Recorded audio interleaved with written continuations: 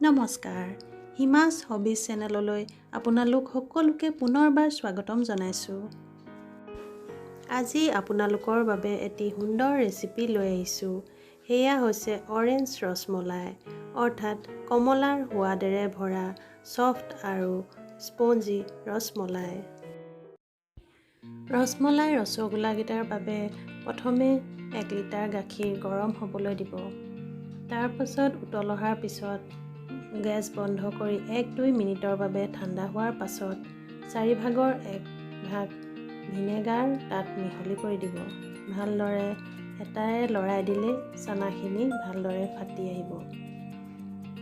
চানাখিনি ভালদৰে ফাটি অহাৰ পাছত এখন চফা কাপোৰত চানাখিনি ঢালি দিব আৰু তলত এটা পাত্ৰটো ৰাখিব যাতে পানীখিনি নিগৰি যায়। চানাখিনি ভালদৰে চাকি ল'ব। চাকি লৈ তাৰ পাছত তাত ঠাণ্ডা পানী ভালদৰে ঢালি চানাখিনি ধুই ল'ব যাতে ভিনেগাৰৰ গোন্ধটো ভালদৰে আঁতৰ হয় আৰু চানাখিনি পৰিষ্কাৰ হৈ পৰে।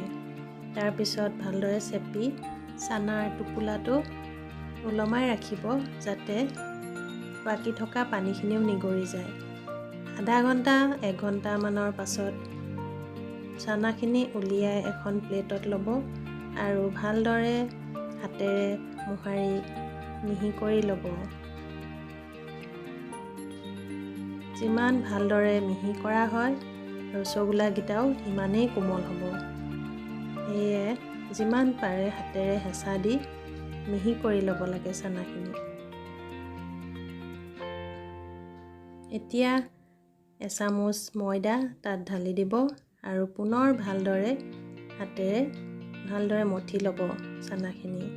খুব মিহি হ'লে ৰসগোল্লাকেইটা ধুনীয়া হয়। আকৌ পুনৰ 1 চামুচ কৰ্ণফ্ল'ৰ তাত দি দিব। কৰ্ণফ্ল'ৰ দিলে ৰসগোল্লাকেইটা ছফ্ট হয়।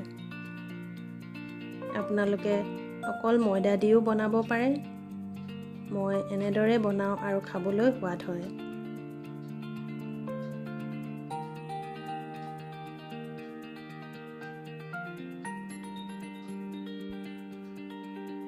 এতিয়া ভালদৰে মঠি হোৱাৰ পাছত সৰু সৰুকৈ গোল গোল লাড়ু বনাব লাগিব। মই ৰসমলাইৰ বাবে সৰু সৰুকৈ ৰসগোল্লাকেইটা বনাই লৈছোঁ। আপোনালোকে যদি ইচ্ছা কৰে নিজৰ পচন্দ মতে ডাঙৰকৈও বনাব পাৰে। এনেদৰে আটাইকেইটা ৰসগোল্লা বনাই ল'লোঁ।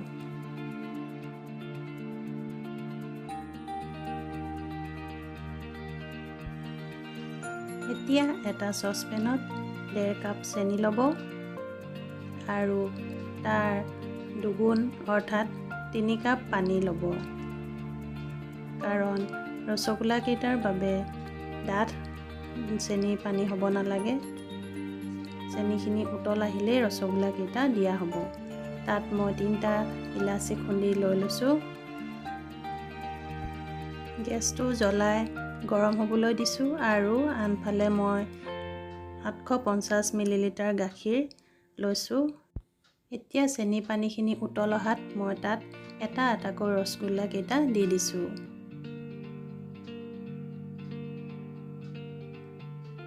এনেদৰে আটাইকেইটা ৰসগোল্লা দি হোৱাৰ পাছত ঢাকন দি দিম।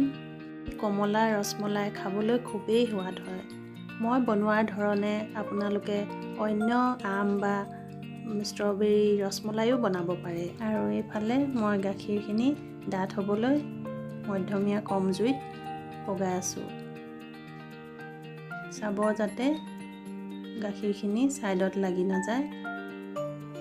ঘনে ঘনে লৰাই থাকিব লাগে আৰু এইফালে 2-3 মিনিটৰ পাছত ৰসগোল্লাকেইটা হৈ গৈছে। এবাৰ লুটিয়াই পুনৰ ঢাকন দি পুনৰ 1 মিনিটৰ বাবে মই উতলিবলৈ দিছোঁ। গাখীৰখিনি লাহে লাহে ঘন হৈ আহিবলৈ ধৰিছে। এই ৰেচিপিটো ঘৰত ট্ৰাই কৰি কেনেকুৱা পালে নিশ্চয় মোক জনাব। এয়া ৰসগোল্লাকেইটা ৰেডি হৈ গৈছে আৰু গেছ অফ কৰি দিছোঁ। ৰসগোল্লাকেইটা অকণমান ঠাণ্ডা হোৱাৰ পাছত দেখিছে কিমান কোমল হৈ পৰিছে। ৰেচিপিটো ভাল পালে লাইক, শ্বেয়াৰ আৰু ছাবস্ক্ৰাইব কৰি মোক উৎসাহিত কৰিব আৰু লগতে থকা বেল আইকনটো টিপি দিব যাতে মোৰ আহিব লগা ভিডিঅ'বোৰৰ ন'টিফিকেশ্যন পাই থাকে। এতিয়া মই গাখীৰখিনিত আধা কাপ চেনি দি দিছোঁ। চেনি আপোনালোকে নিজৰ সোৱাদ অনুযায়ী দিব। কম চেনি খোৱাসকলে কমকৈও দিব পাৰে। এতিয়া মই গাখীৰখিনিত 10 টকীয়া এপেকেট পাউডাৰ গাখীৰ ঢালি দিছোঁ। খাবলৈও সোৱাদ হ'ব আৰু লগতে গাখীৰখিনি ডাঠ হৈ পৰিব। এতিয়া গাখীৰখিনি প্ৰায় ৰেডি হৈ গৈছে।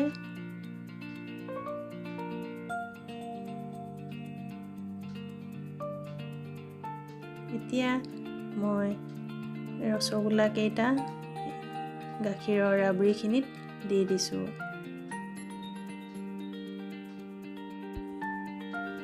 এনেদৰে আটাইকেইটা ৰসগোল্লা গাখীৰখিনিত দি প্ৰায় 1 মিনিটমান উতল আহিবলৈ দিছোঁ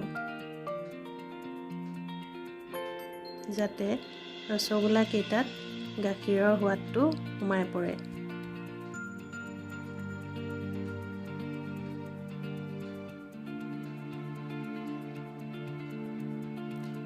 এতিয়া ধুনীয়াকৈ ৰসগোল্লাকেইটাত গাখীৰৰ ৰসটো সোমাই যাব আৰু খাবলৈ সোৱাদ বাঢ়িব।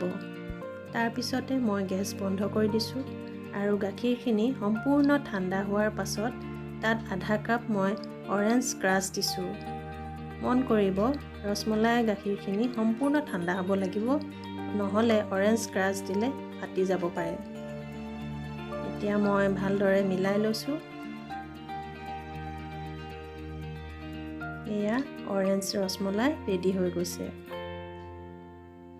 আপোনালোকৰ সুবিধাৰ্থে মই এই অৰেঞ্জ ক্ৰাছটো দেখুৱাই দিছোঁ। এয়া মোৰ অৰেঞ্জ ৰসমলাই ৰেডি হৈ গ'ল। অতি সোৱাদেৰে ভৰা অৰেঞ্জ ৰসমলাই।